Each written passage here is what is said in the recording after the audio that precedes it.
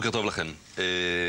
נדמה לי שהממוצע של הזוגות שמתגרשים במדינת ישראל הוא משהו כמו אחרי בין 4 ל-6 שנות נישואים. זה החציון הגבוה ביותר, לא החציון, אבל זו הפלח הגבוה ביותר של גירושים. ויש תקלות מדי פעם, כמו הזוג שיושב לידינו, והם דליה וצבי אביאל. בוקר טוב לכם. בוקר טוב. אתם חריגה סטטיסטית איומה גם במדינה וגם בעולם, כי אתם ביחד כבר 54 שנים, ולא נפרדתם מיום שהכרתם ועד לעצם הרגע הזה. נכון. עזבתם פעם למה שנקרא אצל חלק מהאנשים תקופת ניסיון כזאת שחיים לחוד? כן, אצל אמא שלה. יפה. בואו נרוץ אחורה, נסובב את סרט ההקלטה, כמו שאומרים, לפגישתכם הראשונה. מתי התקיימה, דליה? ב-47. 47. 6. הנה, כבר הם רבים. כבר התחלתם. גנבו לי שנה. באים לגבי, גונבים שנים. זה בסדר. 46-7 נגיד, משהו כזה? לא, 6. נכון, זה היה 6. הוא מתעקש, כן. ואיפה זה היה? ברמת גן. כן. יפה. עברנו מחיפה לרמת גן. הייתה רמת גן אז? רמת גן... קושי, משהו קטן מאוד. כן.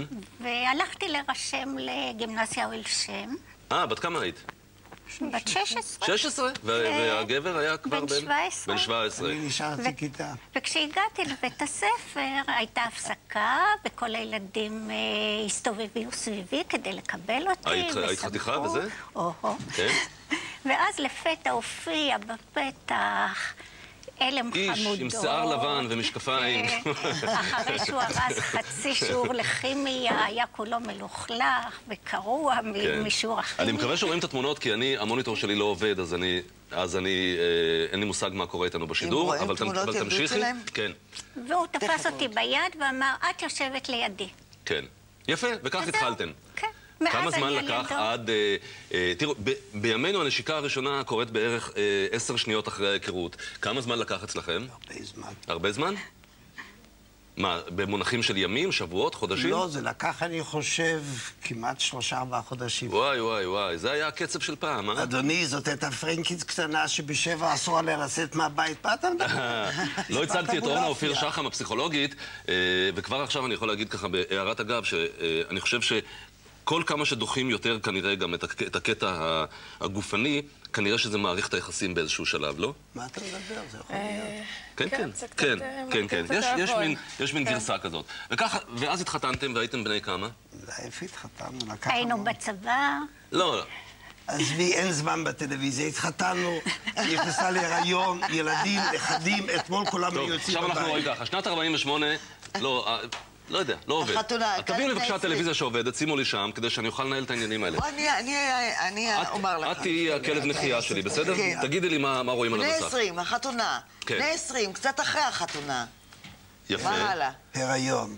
בני 30, רואים רק אותך. בני 30 ראו רק אותך. בכל התקופה הזאת אתם נשואים וטוב לכם ואתם מאושרים, ומסביבכם העולם כמרקחה, ושום דבר לא נוגע בכם. לא. הכיצד? צבי. להגיד לך את האמת?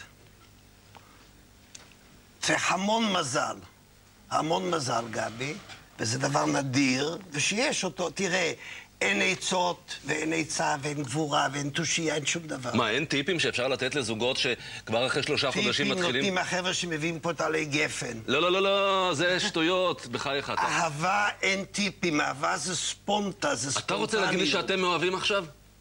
מה? כן, מאוהבים, כמו אז, כמו בגימנסיה ברמת גן? אדוני, אני כל בוקר. אולי יותר. תראה, אהבה... אני כל בוקר, מה זה אהבה? התחלת להגיד משהו מעניין, אני כל בוקר? אני כל בוקר מפחד, אולי כבר לא אוהבת אותי. עכשיו תראה, גבי, כשאני פה מחזיק, אתה תשאל אותי מה אתה מרגיש את השולחן, שטויות, אני מרגיש את עצמי, אני נגמר פה. אנחנו בבית כלא נוראי, אנחנו לא מסוגלים לשום דבר, חוץ מאשר להרגיש את עצמנו, וזה די מגעיל. אהבה נדמה לי, אני לא מבין בזה כל כך, אבל נדמה לי שזה הדבר היחיד בעולם שנותן לך איזו אפשרות לצאת מתוך מתוך השולחן הזה, להגיע לעוד מישהו. המדע אומר היום שיש הורמון מסוים שמתחיל לעבוד כשבני זוג מתאהבים. איך אמרת? סליחה רגע. פאק את המדע. פאק את המדע. אותו הפאקינג מדע אומר שיש הורמון שמתחיל לעבוד ואחרי 4 שנים הוא גובע. נכון. ולכן רוב הזוגות אחרי 4 שנים מתפוגגים להם הצידה. נכון, נכון. ולכן זה לא קורה. זה שקורה לנו כל הזמן. כל שבוע אנחנו מתגרשים. תראה, זה הרי הכל נכון ולא נכון באותה מידה, גבי. כן. כל מה שאתה תאמר ואני אומר וכולנו נאמר. הכל טוב, אה? רק יש, רק מזל, כמו שאמרת. לרגל הולדתה... מה? רציתי לשאול שאלה. מטעם הסבתאות והאימהות. עוד שנייה, אני רק רוצה פשוט... לרגל יום הולדתה של דליה, אני מחזיק ביד את ספר השירים, איתך ועם הרוח, צבי אביאל, ואני אקרא רק 2 קצרצרים. את הראשון, ברחוב הקשת 6, התריסים רועדים ברוח, אהובתי שמחה עם אגרטל עם פרחים. ואני קופץ מיד לשיר הזה, כאשר אמות, וכאשר אמות מבקש אני באחד המקומות הגבוהים לחיות איתך ועם הרוח. זה הכל. זה הכל. זה כל הסיפור. זה כל הסיפור. מרחוב הקשת עד המקומות הגבוהים עם הרוח. תראה, שים לב לעטיפה. דליה בחרה לי את התמונה. אני לא ראיתי את המאצ'ו פיצ'ו שהיינו שם. כן. ולא ראיתי את התמונה שדליה בחרה לי אותה. כן. וזה המקום, זה האיתך ועם הרוח. מתי רבתם את הריב הכי גדול שהיה לכם אי פעם? מתי שנאתם אחד את השני? שנאנו אף פעם. שנאנו לא, אבל היום בבוקר רבנו. על מה? בקשר פה דליה רצה שנפתח לו. מה אני אספר לך? מה יש פה לדבר? אתם מודל לילדים שלכם לזוגיות. הילדים שלכם הצליחו כמוכם? שניהם. יש לנו בן ובת, שניהם מאושרים. באושר רב גדול, כן. וגרים על ידינו. וכולנו... ההורים שלכם... תסמונת הקן הנטוש. איזה קן נטוש? עם כל הזמן... עזוב, אין תסמונות. אין תסמונות, תגידו. גם, אולי יש לכם גן של זוגיות מאושרת. גם ההורים שלכם היו זוגות טובים ממה שאתם יודעים? תשלום צנוע, אני מוכר לך אותו, גבי. גם זה נכון ולא נכון. אין גן, יש רק דבר אחד. תראה, אני אגיד לך משהו, גבי. אתה קראת 2 שירים שלי, מותר לי לצטט שיר לא שלי. בבקשה. אולי גדול אהוביי הארורים כתב, אני פרקי ידיי שבורים על כי חבקתי עננים. בודלר באיקרוס, תרגם את זה נפלא, דרך אגב, דורי מנור. כן. אם אתה מסוגל, מוכן, לחבוק עננים עד שתישברנה פרקי ידיך, ואני לא מתלוצץ, כי זה נורא קשה, גבי, זה נורא קשה. אתה צריך להיות נורא הגון עם עצמך, ואנחנו נורא לא הגונים. אתה צריך להיות נורא, לא לעשות את החשבונות, ולא לרוץ עם הרשימה, אני עשיתי לך ואתה עשית לי, ומה לא עשיתי בשבילך. ואת חייבת לי ואני חייב לך. כשאני זורק כשאני בא אל מי שאני אוהב אותו, ולא משנה אם זה חבר, בן, נכד, אישה כמובן, בת זוג, היא דלי, לא אשתי, היא הבת זוג שלי, היא האני השני שלי. כשאני יכול להשתחרר מכל החשבונאות המחורבנת, אז אני יכול גם לחיות. אז אני יכול גם לנשום, אז אני יכול גם לריב ולצחוק ולהמשיך הלאה, ולבוא ולפגוש את רבקה, שאני כבר מת עליה המון שנים, בגללה ארגנתי את כל העניין לבוא הנה. לא, גם, כמובן, גם בגלל דליה. גם בגללך, גם. אפשר להיכנס לזוגיות שלכם עכשיו? אני ממש חושב שלא שווה, כי אני אפילו כבר מתנצל לפנייך, אורנה, שאני יודע... מה זה המדע לעומת הפואטיקה הזאת? לא, אני אגיד לך משהו. האמת היא שכאילו בשלב הזה הייתי אמור לעבור אלייך ולשמוע את דעתך כפסיכולוגית וזה, אבל הדברים שאני שומע מפה, אז תסלחי לי שכאילו, בואי נקבע פגישה פעם אחרת לדבר על דברים אחרים. אכפת לך? כי אין לנו כבר זמן פשוט. רק מילה אחת. זה לא מזל, זה עבודה מאוד קשה.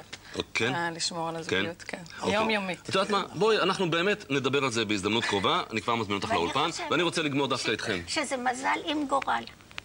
יפה. הגורל הפגיש אותנו, והוכיח את זה בכמה סיפורים קטנים. כל פעם זה קרה. דלית, אבל את האדמה והוא השמיים, לא? את יותר עם הרגליים על האדמה, והוא המעופף האסטרונאוט. איזה רגליים, איזה רגליים. כשהבן שלנו התגייס לצבא, היה בשאלון, תגיד, איך ההורים שלך? כן. אז הוא אומר, אבא מדבר, אבל אנחנו עושים מה שאימא אומרת. חלוקה מצוינת. גבי, תן לדליה לקרוא לי שיר אחד. קראת נפלא רעיון שניים. טוב. אחד שתקרא לי רעיון יום מצוין. הולדת. תקראי היום שיר דרך אגב אחד יש לי יום הולדת. כן? מזל טוב. כמה אתה? נסיים בשיר. נשיקה, בבקשה. תודה רבה. בבקשה, בן כמה דליה. אתה? אני 72. יפה מאוד. הנה. שיריי איני קורא, כותב הפקר, את אהבת חיי. חברים, זה פואנטה שאחריה כל דבר... ואין בליבי על העולם, אני לך מאהב עיוור. זהו, יפה. אין, אסור להגיד אף מילה אחרי זה. תודה רבה לכם, צבי ודליה בראל. לתת ידיים מותר לעשות לתת מה שאתה ידיים רוצה. בטלוויזיה. תודה רבה, גבי, היה לה כיף. אתה נפלא, שניכם נפלאים. תודה רבה לכם. תודה. סליחה, עוד פעם. תדעי שאני מת עלייך. תודה, תודה. חכו. כן. הוא עבר לפרסומות,